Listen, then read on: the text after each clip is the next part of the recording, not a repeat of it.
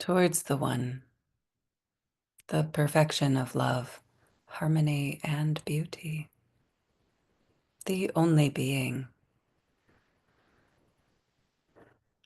united with all the illuminated souls who form the embodiment of the Master, the Spirit of guidance.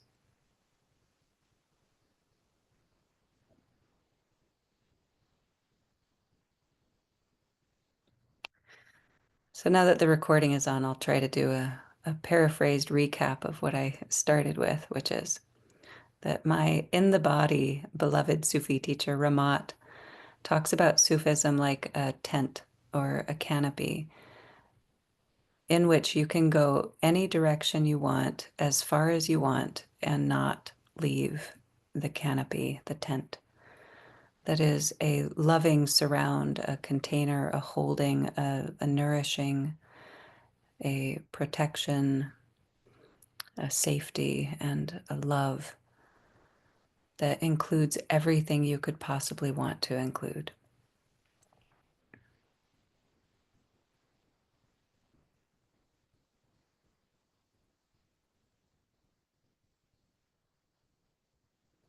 And then I tied that immediately into some of the themes from our check-ins this morning, or evening for some of you, or afternoon for some of you.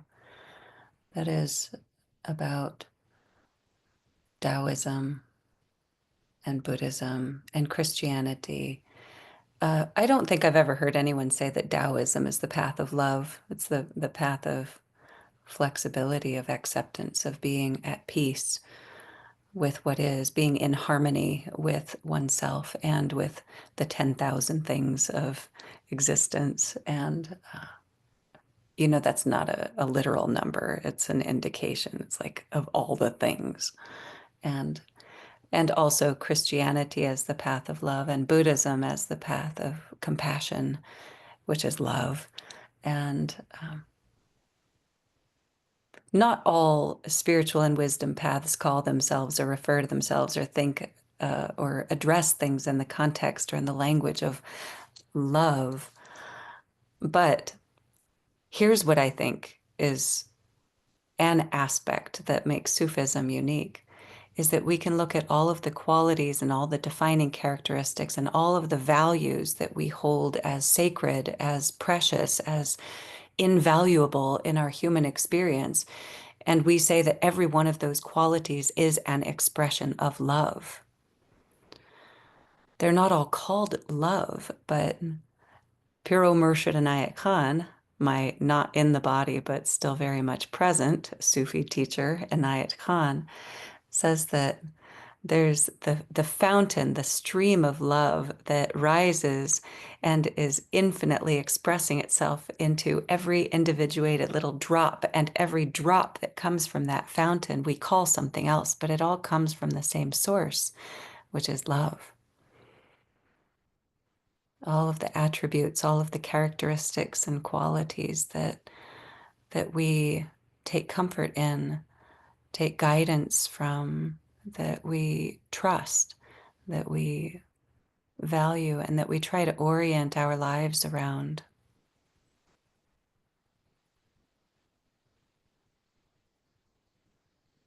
It's all love.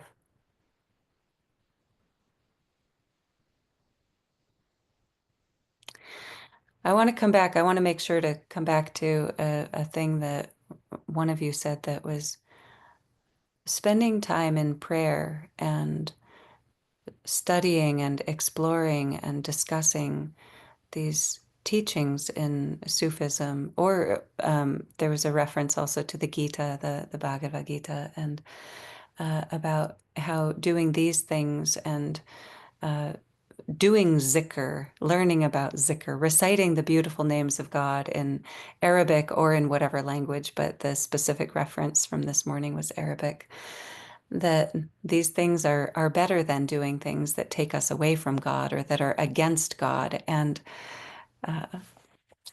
I noticed myself go like, is anything actually against God, taking us away from God? I don't think so. I really don't think so, including um, all of the specific expressions of humanity in everyday life right now that are playing out in society and government in our communities that we in our like little important humanness think are against God or against some divine plan or something, which cannot be true. Y'all, that absolutely 100% cannot be true. There is nothing that can happen in our lives, in this world, in our societies that is against God. That is an absolute fundamental, you could call it empirical impossibility. Everything that plays out in existence, in our activities, in our thoughts, in our desires, in our interactions, including in our fighting, cannot be against God. Because God is the creator, the sustainer, is the guide, the implementer, because God makes everything possible. And so there is no fathomable realm of existence or any aspect of existence that could possibly be against God. That's a very self-important, idealistic, pious perspective to think that because we have a particular value system around something, because we have a preference, because we have an aversion, because we have something that we experience as rooted in love that we accept and acknowledge and identify as God-like, that something else can be not God-like. It's it's cute.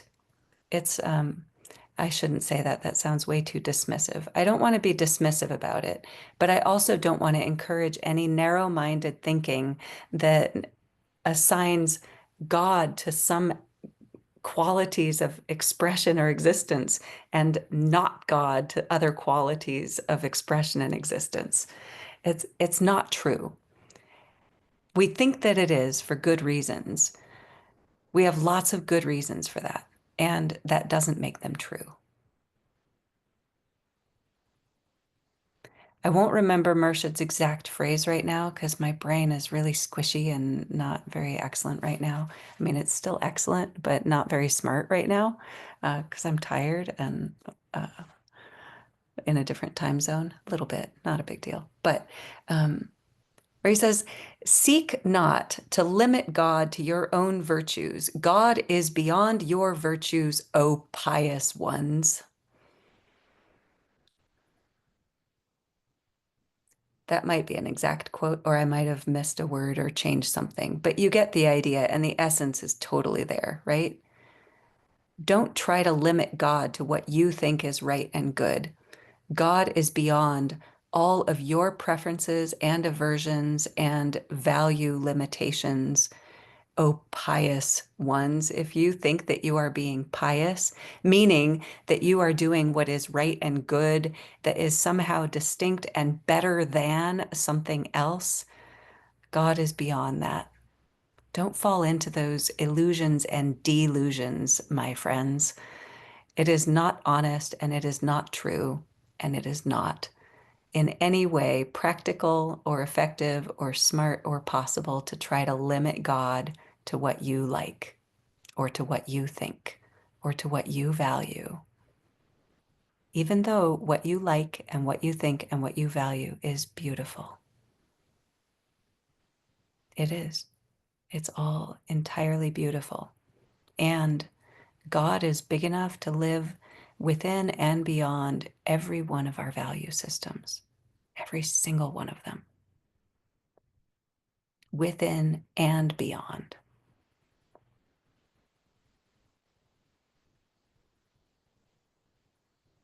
You see how putting the recording on messes things up?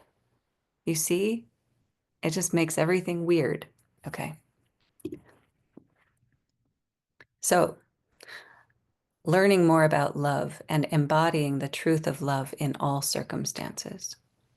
Yep, do that. Learn more about it, embody it more and more. Keep it at the center of your experience in all circumstances, in all circumstances.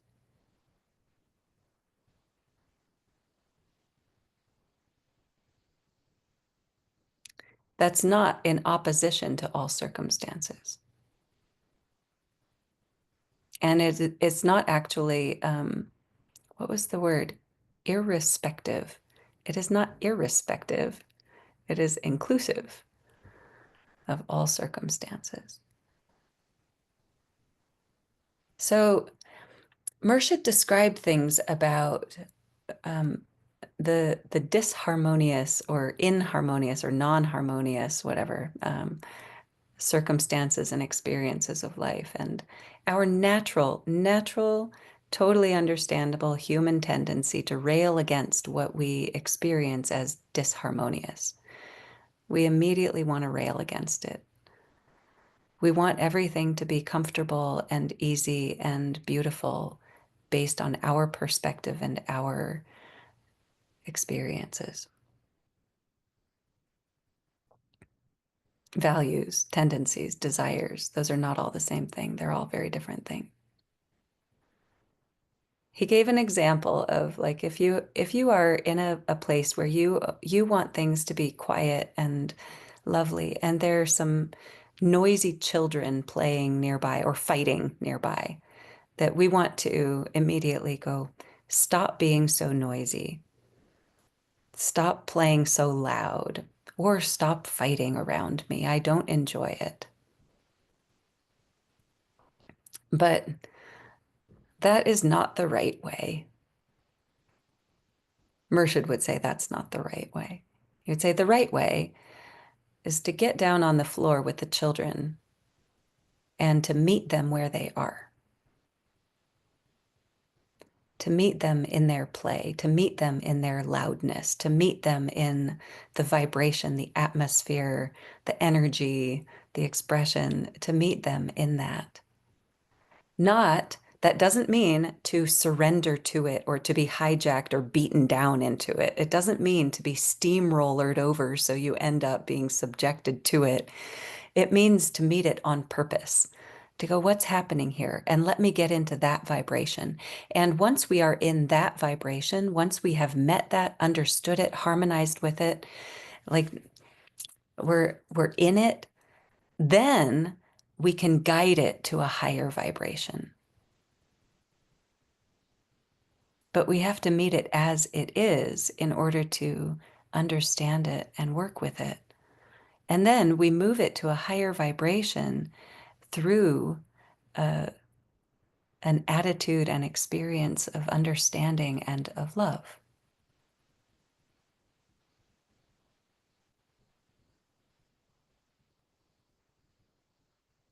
Another way that he said it is that first you harmonize with, get in rhythm with the conditions, and then you rise above it.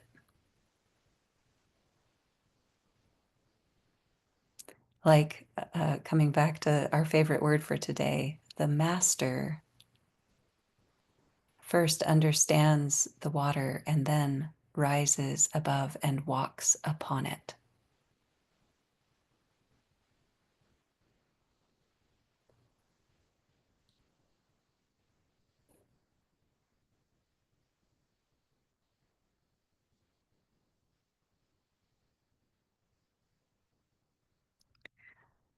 And I also agree that the more healing we do, the greater our capacity to meet the conditions of life from our own equanimity.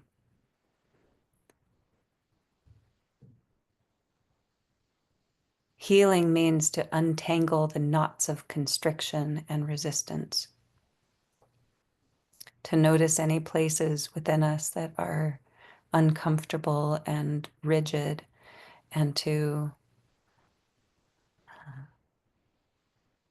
soften them, to open them up. That increases our heart and mind and our being's capacity for understanding, for flexibility, for acceptance and understanding.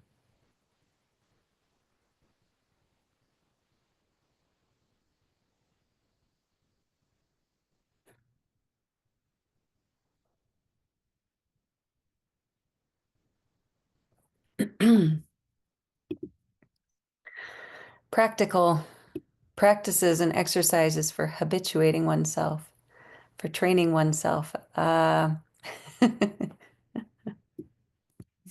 Nope. Yep, and nope. We're not supposed to train ourselves. Like, I mean, we can try, but when we fall into training ourselves, then the training comes from our ego motives. Then the exercises and practices come from either our preferences or aversions, but ego motives either way. It comes from our lens of self, and whether it is self-understanding, self-preference, self-cherishing, self, and which is why Sufism is so inextricably identified with the teacher-student relationship, the guide-murid relationship, the murshid and murid relationship. That that's probably not what you meant by that statement anyway. Uh, so sorry, I just got pedantic about probably a semantic misunderstanding of what you actually said. Training oneself. Um, but it is each of us individually that shows up to do the training, to do the exercises, to do the practices that are given to us, are entrusted to us, are um, assigned for us, encouraged, suggested for us. That and there is some benefit in at least one of you on here will be happy to hear me say there is some benefit in doing the practices that you just find lovely and desirable, the practices and exercises and approaches that you just are drawn to, that your heart loves. There is a beauty and a strength, a capacity that is developed by just following what you love. But those things don't tend to be the ones that actually train or shape or refine and polish the heart and tame the ego, the nafs, which is the ego and nafs are not exactly the same thing in Sufism, but they're close enough that it works for our English language conversations about it. What are the good ones? What are the good practices and the exercises for habituating oneself, for training oneself? Um, I'm not inclined to go into any specific examples of practices, but in general, I'll say that the good practices are the ones that cultivate more and more love, more selflessness, more humility, more receptivity, a softer and more flexible capacity for meeting the circumstances of life. And those things are unique to each person. There is no cookie cutter set of practices and exercises that will be useful and right for everyone all the time. It's different for each person because our conditioning is different, because the expressions of our personality, our character, and the nature of our souls are different. So oh my gosh, I just had a lovely image show up in my brain about this. Do you remember those kaleidoscope? Probably because I see Weileen's picture on here, the profile picture. Do you remember those kaleidoscopes that you could look into that have the little colored crystals that you shift it a little bit and the crystals fall into a different configuration, but there's the symmetrical mandala effect because of the mirrors inside of the kaleidoscope tube. Do you know what I'm talking about? At least two of you do. Most of you don't have your cameras on, so I can't see you anyway. So if you could imagine that kaleidoscope is a great symbol for each of us. You can go like, who are you really? And you could see all of the colors and go like, that's who I am right now. And the practices and the approach, the spiritual approach and instructions that would be useful for that person would be the ones that are the complementary or the right images in that form that balance out or amplify or create the most beautiful effect based on that image in that moment. And 8 seconds later, you might shift the perspective of the tube a little bit. So all of the same crystals take a different form. And now the practices and exercises and approach for that person will have shifted a little bit. There was a beautiful image that I saw about what was it? Was it hold on a second while I let my brain go wander and find this thing.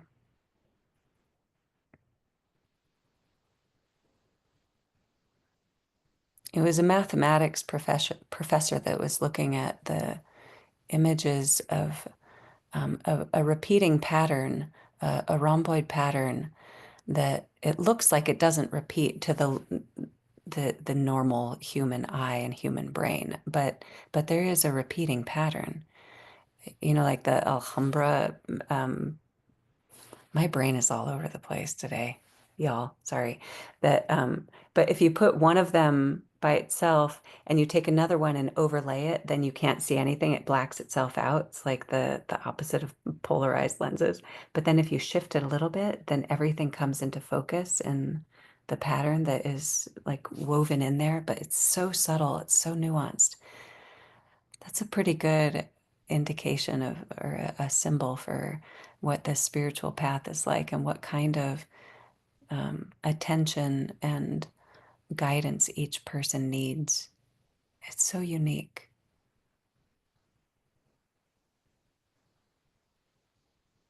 And we really cannot see it ourselves. We really cannot see the pattern of our own beings clearly because we're living in that lens. You know that statement, in your light, we see light, referencing God. That is, it was originally in Hebrew, but that is the speaking about God, that we want to see the world through God's eyes. And in order to do that, we have to use God's eyes. We can't do it with our human eyes. We have to be so much more vast and wise and loving and all inclusive to be able to see things as God sees things. But we want to keep moving in that direction as much as we can. And in order to do that, we need a guide. We need someone who's been there, who has managed that perspective, even for little moments. And those little moments, those little glimpses are everything on the Sufi path. When we catch one little hint of that glimpse of the real, and then we fall hopelessly in love with it and pursue it with a determination and a constancy. What was your, oh, and passion. Yeah.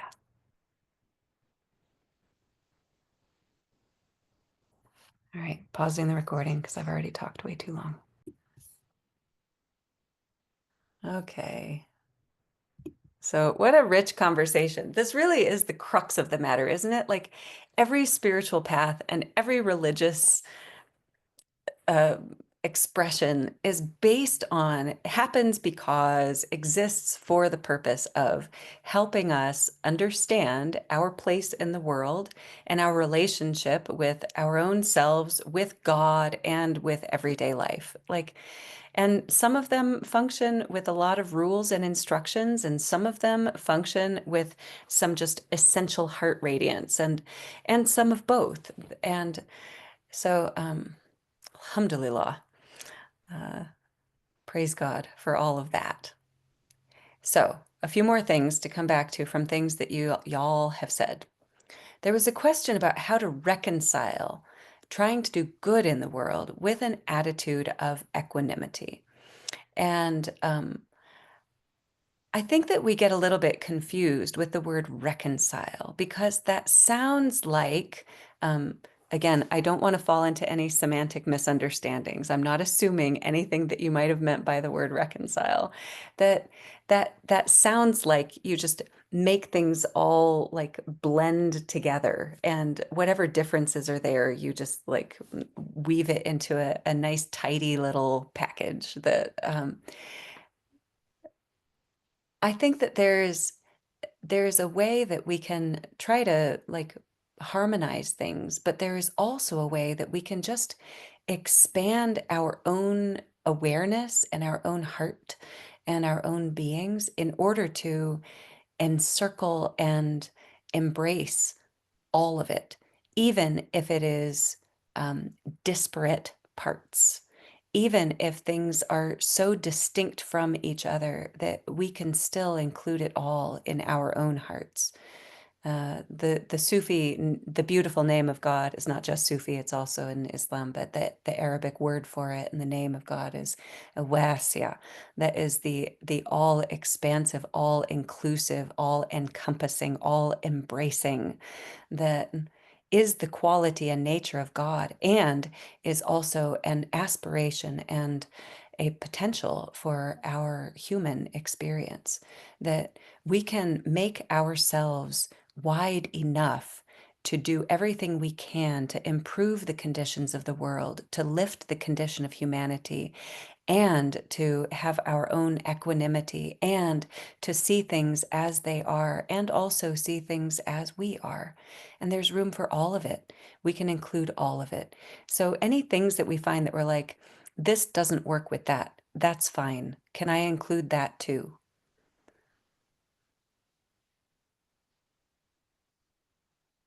I was thinking about it in the context of like of Aliella is still here, so I can talk about the rainbow because Aliella loves rainbows.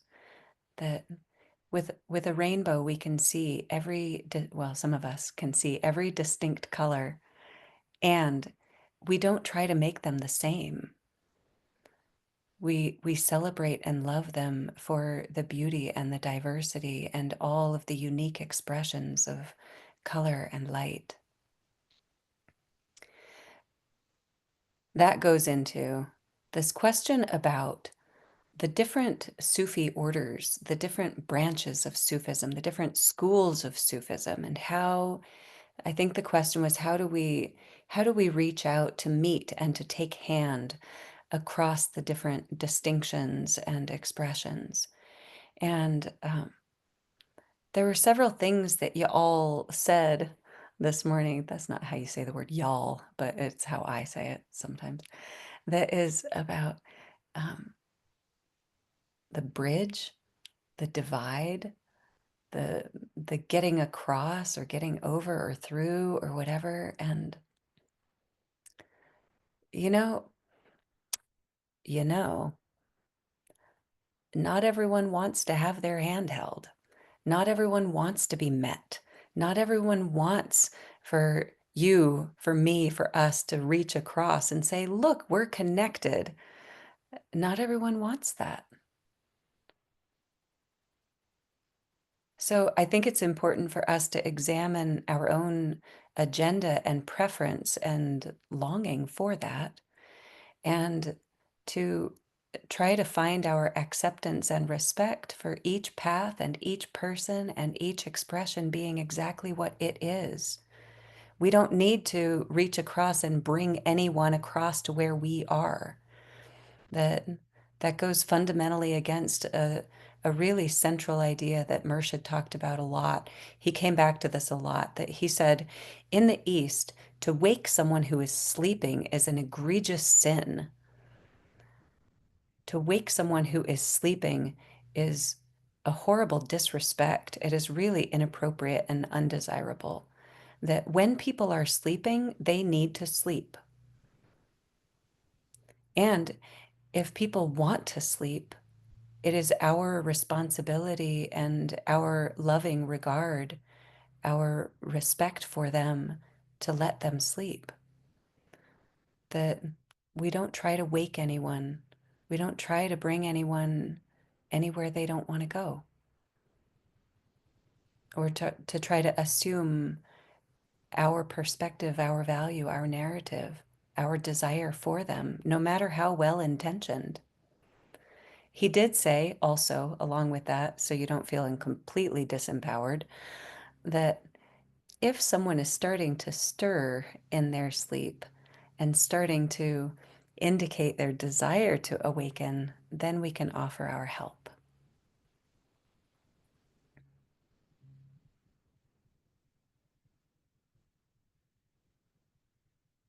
There are some Sufi orders, not just Sufi orders, but some spiritual paths that are very happy to live in an overt friendship with others, in a direct, active relationship and mutual respect and positive regard with others. And there are some that do not. And we can try to be okay with that too.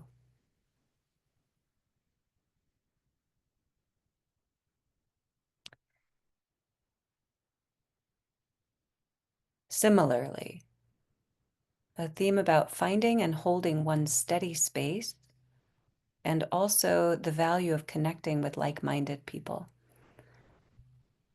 I think it is natural and nourishing and safe and feels really good for us in our humanness to spend time with and to have connection with people who think and feel and see the world similarly to how we do. And there is a beauty and a nourishment and a necessary strength in that. And it is also necessary, growthful, important not to need that all the time in all places, in all circumstances, that it is also important for us to be able and willing to be out of our immediate comfort zone and to welcome and be flexible and spacious enough to be with people who are not like-minded. I had a lot of that this week, so it's really fresh in my consciousness. Okay. Yep. Sometimes this, sometimes that. So a couple beautiful names of God that are helpful in that are Qabid and Basit. Qabid and Basit. That is, they work as a complement to each other. That if you're looking at them, if you're looking for them as beautiful names of God, you would put Al Qabid and Al Basit. The Al is the article that means the, and so you're saying the constriction and the expansion, the constriction and the expansion. And so they they complement and need each other, and we need both. And we can do this in all aspects of our lives where sometimes it is necessary and important to withdraw and to contract and to pull our circle in close for uh, rejuvenation, for safety, for support, for comfort. And after a healthy period of time and effort in that direction, then the natural impulse is to expand again into Bassett. And Bassett, I think there's a particularly beautiful quality about Bassett that it does mean to open and to reach out and to be available and also that is to be vulnerable and to be willing and to be courageous. But the t at the end of Basit means that there is a boundary, that there is a limit to that, that we expand and extend to the extent that is appropriate and necessary and good and growthful and effective. And we recognize and respect where that limit is. We reach that point and then we come back into Qabid again. So as a recitation, we can visit both of these in partnership with each other. So you could recite Ya Qabid, Ya Basit, Ya Qabid, Ya Basit, Ya Qabid, Ya Basit, Ya Qabid, Ya Basit. And knowing which one is needed at which time and which circumstance is a necessary part of wisdom. Okay. Light prayer. Yeah, on Monday mornings we visit one version of the light prayer of the Prophet Muhammad. That is it's from Hadith. It's not from the Quran. It's from the Hadith. That is the sacred sayings and the reports of the the things that the Prophet Muhammad, peace and blessings upon him, said or did, um, and it's a lot of different things. And it is said by multiple people that were with the Prophet Muhammad that on a daily basis, every day, he would say the light prayer. And it's reported in different ways. So when you say, well, that's not how I know it, no, that's fine. But, this is how one person reported it. This is how another person reported it. And my guess is, and I'm not an Islamic scholar, I don't have this like authoritative knowledge, but my guess, I do have a guess. My guess is that he probably said it different ways at different times. My guess is that he probably just tuned into what was needed and invited the qualities of light, of awareness, of this living vibration of God presence into different aspects of his being, and that it would go in different orders at different times and different aspects of self would be included. So um, I agree it is a powerful and a beautiful invitation as a practice to um, could we call it invoking, inciting, amplifying, strengthening our awareness of these qualities of light within ourselves in lots of different ways? So, some of I'm not going to go through the whole prayer right now because y'all know it, but I'll give little reminders that it says at the beginning of it for God to please um, put within our own hearts my own heart. It's very personal, specific. All of the phrasing of it is in my heart. Put light in my heart, and put light in my tongue, in my words, and in my ears, in my hearing, and in my eyes, in my seeing. And then surround me in light in every direction. Let there be light. And let me feel and experience this light as a living reality, not as an idea, not as some faraway lovely notion, but in a felt visceral experience. Light in every aspect of my physical and my ethereal body, in every aspect of myself, in my ego, in my self-identifications, in my expressions, in my experience. Light, more and more light. And it is a beautiful and a powerful practice to include every day. You're welcome to do it every single day, anytime you want, any day you want. Okay, I think one other thing, just to weave it all together or explode it in all directions, that so many of the things that y'all have been talking about today, asking about, struggling with, working toward, grappling with, they all tie into the zikr phrase or the zikr Allah, that is the remembrance of God, and that is the la ilaha illallah, that it's the cornerstone practice in Sufism and in Islam because it includes everything, because there is nothing left out. And I heard this so beautifully described by a Shadaliya Sufi teacher, that it's like the beginning part of the La ilaha indicates us moving and running as fast and as hard as we can away from God. That is our it, and it's not out of ignorance or willful denial or anything. It is just the nature of our human experience, that the journey of the soul takes us out of unification into multiplicity, into the individuated life experience of incarnate existence. And we go as far as we can um, away, not looking at, not paying attention to, not remembering, not recognizing that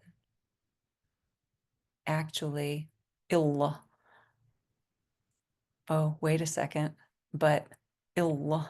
Oh, except, hang on, I was confused. And we have that moment of hitting the wall of individuation, going, we can't go any further, or we've run out of steam or interest, or we we hit a brutal wall of denial, and then we are sent reeling back into unity with illallah. Oh, wait a second. Allah. There is only God. There's never been anything but God. It was all like a grand farce of existence. Hooray for that. And wasn't it fun? And isn't that exciting? And isn't there so much to experience and to explore? And ultimately, we all hit that point of infinite return. It's not the point of no return, it's the point of infinite return, where from here on out, we are careening back into the arms of the unified existence of love that is God, Allah. And since our other theme today seems to be of mystery, of the not knowingness, the H at the end of Allah is an indication of the who, the isness of God. That is like when we don't understand anything, we don't have any answers, but we can actually take comfort and confidence in the knowing of the unknowing that is indicated with the H is the who. La ilaha illa Allah. La ilaha illa Allah.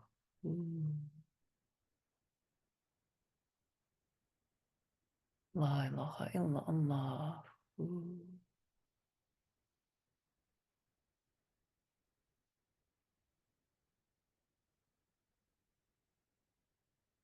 You know, they say love is all you need, but actually it's a who is all you need. And that includes all the expressions and realities of love.